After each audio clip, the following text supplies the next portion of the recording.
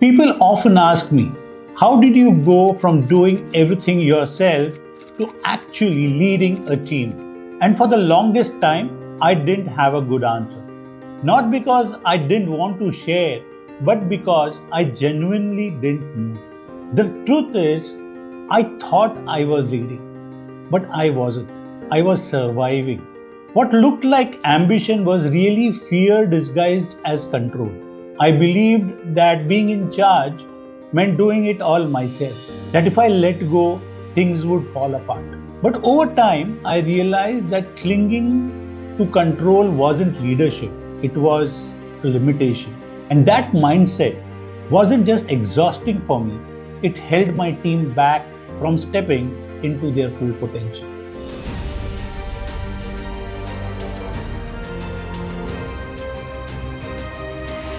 Hi, I am Shailesh Kantak, a leadership coach and the founder and CEO of Flexi Ventures Private Limited. My passion is helping business owners move from chaos to clarity through powerful people practices.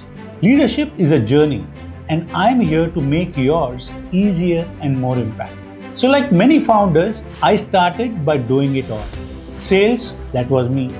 Marketing, me again. Fixing the coffee machine, you guessed it right, also me. At first, this hustle felt justified. It was my vision, my responsibility. I wore the I do it all badge proudly. There was a certain pride in being the person who could step in anywhere, fix anything, and make every decision. I believed that if I didn't do it, no one else would do it right. But as the company grew, something shifted. Suddenly, everything, decisions, approvals, direction, bottlenecked with me. WhatsApp messages pinged constantly. My inbox overflowed, and I was stretched thin. That badge of honor started to feel like a burden. I was no longer the engine of progress, I was the roadblock. I wasn't just tired, I was depleted. And the team I had built, brilliant, motivated people, were stuck waiting for my approval on every move. Why? Because I had unintentionally created a culture where I was the center of everything. I thought I was being responsible. In reality, I was the bottleneck. I wasn't leading, I was hovering. And eventually, I had to ask myself the hard question: why was I struggling so much to let go? Many founders confuse responsibility with control. We believe being hands-on makes us better leaders. But real leadership isn't about doing everything. It's about ensuring the right things get done by the right people. I focused too much on the what, checklists, deadlines, tasks, but I neglected the how and the why. Yes, people need clear roles, but handing out tasks and then holding them accountable isn't enough. Because here's the truth: you can assign responsibility, you can even enforce accountability, but you can't assign ownership. Ownership is something people choose. Instead of empowering people, I created dependence. Team members waited on me for answers. When something went wrong, the excuse was always the same: I was just following instructions.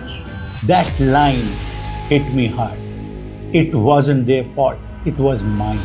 I had built a team that followed, not one that led.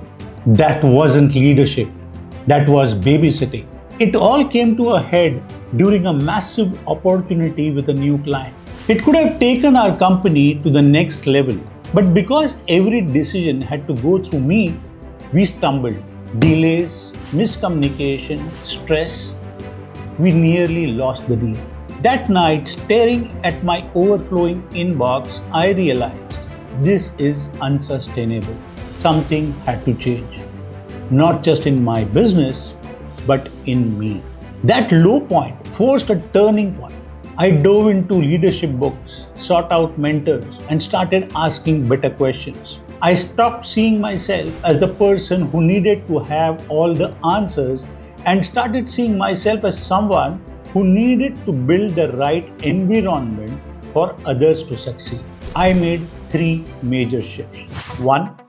I got clear on roles. I asked myself, what is truly my job now? Not what I could do, but what I should do.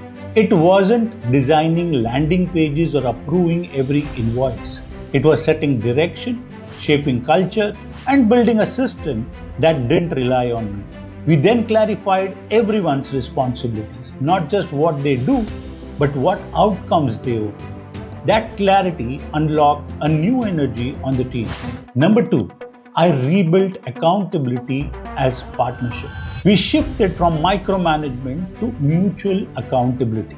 Weekly check-ins, defined goals, and open feedback became the norm. Accountability wasn't about blame, it was about consistency, learning, and shared growth. People didn't feel watched, they felt supported. And three, I let go of control. This was the hardest part. I had to stop interfering, stop second guessing, let people make decisions, even when I disagreed, even when mistakes were made. And yes, they made mistakes. But they also grew. They showed up differently. They owned their work.